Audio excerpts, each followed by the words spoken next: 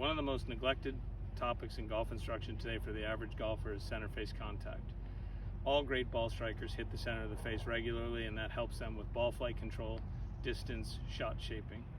For the last 5 years, I've interviewed every student that I teach and asked them the question of whether or not they think of hitting the middle of the golf club and what goes on in the bottom half of their swing with the face, and the most common answer is no.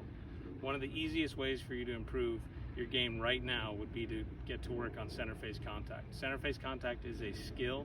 It's not something that is just born out of good technique. In order to check where your contact point is, what you should do is get a can of Dr. Scholl's Odor X. It's a powder-based product that you can spray your club with. Spray the powder on the face.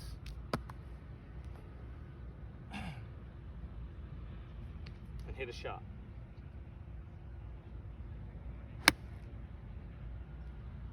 So for this purpose, I hit that one on the toe, pretty far out there. You can see it leaves a nice mark. If this is your problem, here's the drill that you should do to help the contact get better. Take 2 balls.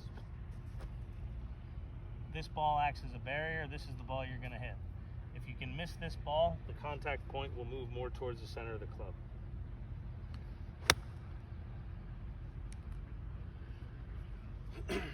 So there was my first strike. The second strike is more towards the center. If you're a heel hitter, here's what I want you to do.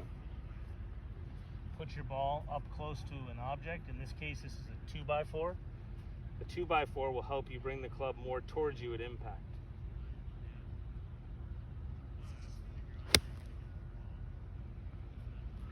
That ball is hit high center.